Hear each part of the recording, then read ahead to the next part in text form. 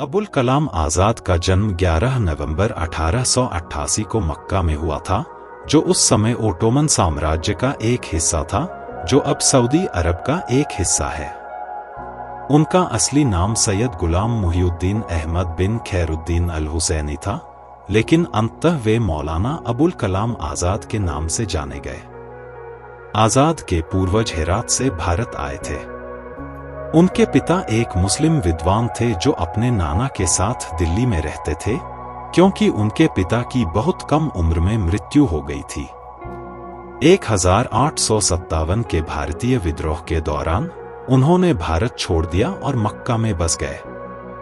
उनके पिता मोहम्मद खैरुद्दीन बिन अहमद अल हुसैनी ने 12 किताबें लिखीं।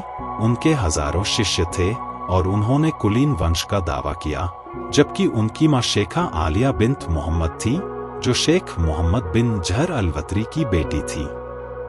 अबुल कलाम आज़ाद एक भारतीय स्वतंत्रता सेनानी, भारतीय राष्ट्रीय कांग्रेस के वरिष्ठ नेता, भारतीय सरकार में पहले शिक्षा मंत्री। उन्हें आमतौर पर मौलाना आज़ाद के मौलाना शब्द एक सम्मानजनक अर्थ है, हमारा गुरु, और उन्होंने आज़ाद स्वतंत्र पूरे भारत राष्ट्रीय शिक्षा दिवस के रूप में उनके जन्मदिन को मनाकर मान्यता दी जाती है। एक युवा व्यक्ति के रूप में आज़ाद ने उर्दू में कविता की रचना की, साथ ही धर्म और दर्शन पर ग्रंथ भी लिखे। वे एक पत्रकार के रूप में अपने काम के जरिए प्रमुखता से उभरे। उन्होंने ब्रिटिश राज की आलोचना करने वाले कार्यों को प्रकाशित किया और भारतीय राष्ट्रवाद के कारणों का समर्थन किया। आज़ाद खिलाफत आंदोलन के नेता बने, जिसके दौरान वे भारतीय नेता महात्मा गांधी के निकट संपर्क में आए। खिलाफत आंदोलन की विफलता के बाद वह कांग्रेस के करीब हो गए।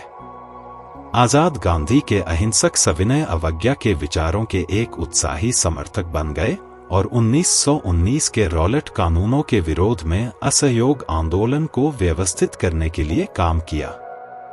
आज़ाद ने स्वदेशी उत्पादों को बढ़ावा देने और भारत के लिए स्वराज के कारण सहित गांधी के आदर्शों के लिए खुद को प्रतिबद्ध किया। 1890 में आज़ाद अपने परिवार के साथ कलकत्ता में बस गए। आज़ाद की शिक्षा घर पर ही हुई और उन्होंने खुद ही शिक्षा ली। पहली भाषा के रूप में अरबी में धारा प्रवाह होने के बाद आज़ाद ने बंगाली, हिंदुस्तानी, फारसी और अंग्रेजी सहित कई अन्य भाषाओं में महारत हासिल करनी शुरू कर दी। उन्हें अपने परिवार द्वारा रखे गए ट्यूटर्स द्वारा हनफी, मालिकी, शफीई और हनबली फिक्र, शरीयत, गणित, दर्शन, विश्व इतिहास और विज्ञान के मदबों में भी प्रशिक्षित किया गया था। एक उत्साही और दृढ़ छात्र, अग्रणी आज़ाद ने 12 साल की उम्र से पहले एक पुस्तकालय, एक वाचनालय और एक वाद विवाद समिति चलाई थी। 12 साल की उम्र में अलग जाली के जीवन पर लिखना चाहते थे। 14 साल की उम्र में मखजान, एक साहित्यिक पत्रिका, में विद्वत्तापूर्ण लेखों का योगदान दे रहे थे। जब वे 15 वर्ष के थे, तब छात्रों की एक कक्षा को पढ़ा रहे थे, जिनमें से अधिकांश उनकी उम्र से 2 गुने थे।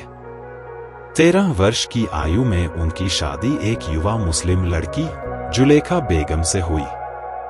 आज़ाद ने कुरान, हदीस और फिक्ह और कलाम के सिद्धांतों की व्याख्या करते हुए कई ग्रंथ संकलित किए। आज़ाद ने अपनी पत्रकारिता की शुरुआत कम उम्र में ही कर दी थी।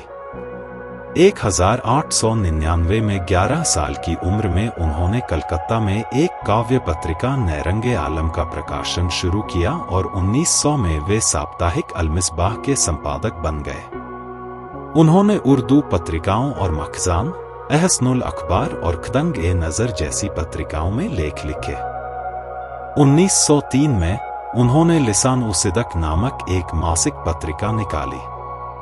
यह दिसंबर 1903 से मई 1905 के बीच प्रकाशित हुई, जब तक कि धन की कमी के कारण इसे बंद नहीं कर दिया गया।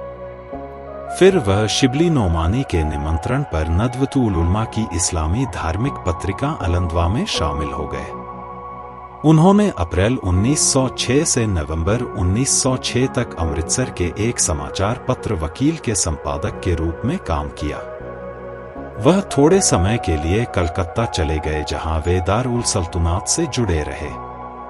वह कुछ महीनों के अमृतसर अमृतसर लौट आए और वकील के संपादक के रूप में फिर से काम करना शुरू कर दिया। जुलाई 1908 तक वहां काम करते रहे। 1908 में उन्होंने मिस्र, सीरिया, तुर्की और फ्रांस की यात्रा की, जहां वे कई क्रांतिकारियों जैसे कमाल मुस्तफा पाशा के अनुयायियों, यंग तुर्क आंदोलन के सदस्यों और ईरानी क्रांतिकारियों के संपर्क में आए। आजाद ने उस समय के अधिकांश मुसलमानों के लिए कट्टरपंथी माने जाने वाले राजनीतिक विचार विकसित किए और एक पूर्ण भारतीय राष्ट्रवादी बन गए। अपने लेखन में आजाद ब्रिटिश सरकार और मुस्लिम राजनेताओं दोनों के कटु आलोचक साबित हुए। पूर्व में नस्लीय भेदभाव और भारतीय जनता की जरूरतों को पूरा करने से इनकार करने के लिए और बाद में सामान्य स्वहित के मामले से पहले सांप्रदायिक मुद्दों पर ध्यान केंद्रित करने के लिए आजाद ने अखिल भारतीय मुस्लिम लीग के सांप्रदायिक अलगाववाद को स्पष्ट रूप से खारिज कर दिया। हालांकि उनके विचार काफी बदल गए जब वे इराक में जातीय रूप से उन्मुख सुन्नी क्रांतिकारी कार्यकर्ताओं से मिले। उस समय की आम मुस्लिम राय के विपरीत आजाद ने 1905 में बंगाल के विभाजन का विरोध किया और क्रांतिकारी गतिविधियों में तेजी से सक्रिय हो गए, जिससे उन्हें प्रमुख हिंदू क्रांतिकारियों अरबिंदो घोष और श्याम सुंदर चक्रवर्ती ने परिचित कराया। आजाद ने शुरू में अन्य क्रांतिकारियों को आश्चर्यचकित किया, लेकिन आजाद ने बंगाल, बिहार और बॉम्बे, जिसे अब मुंबई कहा जाता है, में क्रांतिकारी गतिविधियों और बैठकों को व्यवस्थित करने के लिए गुप्त रूप से काम करके उनकी प्रशंसा और विश्वास जीता।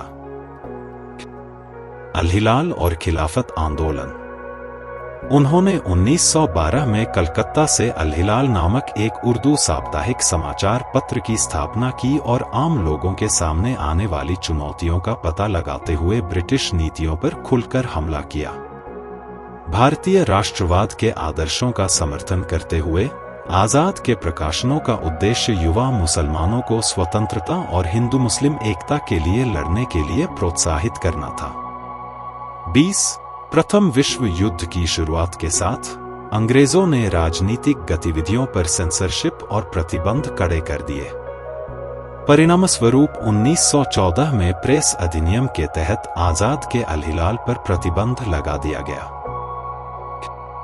1913 में वह अंजुमन उलमाए बांग्ला के संस्थापक सदस्य थे, जो 1921 में जमीयत उलेमा ए हिंद की जमीयत उलेमाए बांग्ला शाखा बन गई।